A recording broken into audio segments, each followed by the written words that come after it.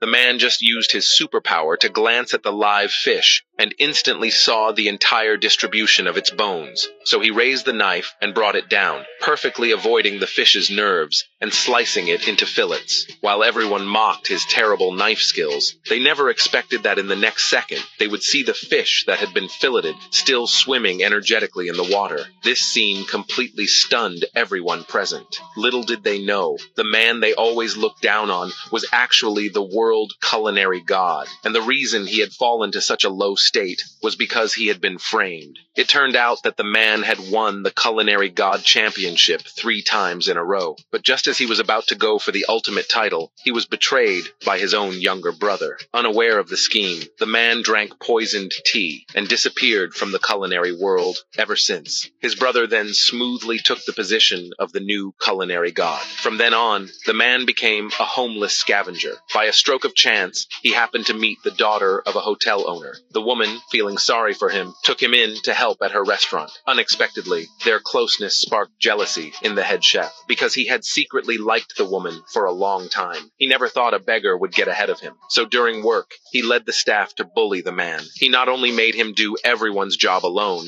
but also threatened to kick him out if he didn't do it well. But the man didn't get discouraged. He used his professional skills to win over his colleagues. He even won the woman's affection, but the head chef still refused to accept it. So he secretly colluded with a competitor to try and destroy the restaurant, and forced the owner to marry his daughter to him. So that day, the owner of the rival restaurant showed up to cause trouble while the Culinary Association's president was dining there. At that moment, the president was about to leave because the food was bad. Thinking his departure would hurt the restaurant's reputation, the woman became anxious. The woman's father, seeing this, asked the rival why he had to go against them. With those words, the rival dropped the act and revealed his intention. He bluntly said he just couldn't stand their family and came that day to shut down their restaurant. Then the rival invited the president to be the judge and challenged the owner. Best of 3 rounds. The loser must shut down. Soon, under the president's supervision, the contest began. The first round tested the chef's knife skills. The rival brought in a chef who claimed to have the best knife skills in the world. Seeing this setup, the restaurant's chefs were all terrified. None of them dared to step forward.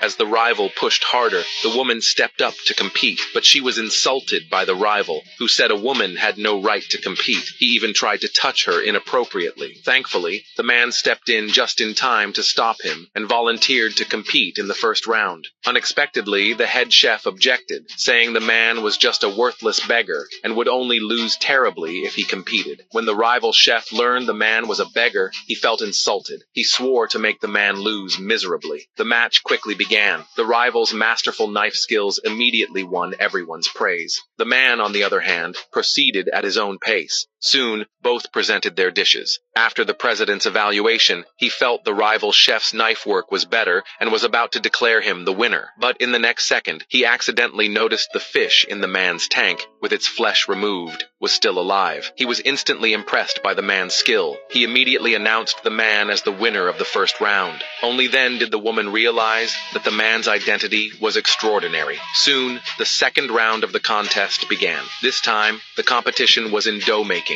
The rival sent out a royal palace chef to compete. Seeing how arrogant the rival was, the head chef stepped up for this round. But in the next second, the rival made his move and instantly shocked everyone. The head chef was also intimidated by the rival's display. Luckily, with the man's reminder, he managed to catch up in time. He and the rival presented their noodles to the president at the same time, but only the man knew that they were definitely going to lose this round. Unbeknownst to the others, the head chef lost on purpose, and just like that, the rival won the second round. Now the match had reached the final deciding round. The score was tied at 1-1. In the next round, the dish could be anything. Each side would send one person to cook freely. The woman, knowing the man's true skills, planned to send him to compete. But this move was strongly opposed by everyone else. They believed he was just a beggar doing odd jobs and couldn't be trusted with the restaurant's future. But under the woman's firm insistence, the man confidently agreed to compete.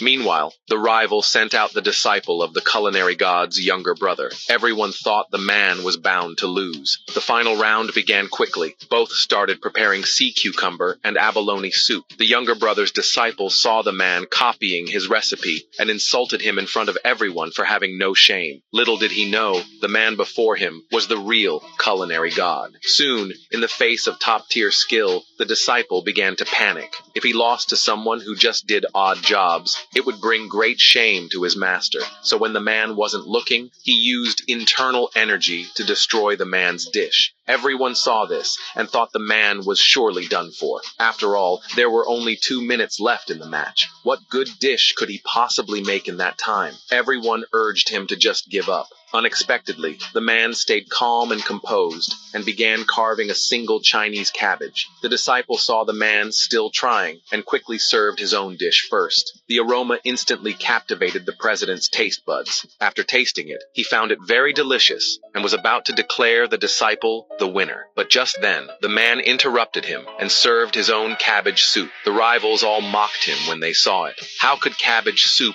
possibly compare to sea cucumber and abalone soup? But the man didn't respond. Under his hands, the cabbage actually bloomed like a flower. This scene left everyone there completely stunned. The president was the first to recognize it as the signature dish of the culinary god. But the disciple didn't believe it, saying even his master couldn't make that dish well. How could a beggar possibly do it? He immediately assumed the man was a fraud. But once he took a sip of the cabbage soup, he froze on the spot and even shed tears.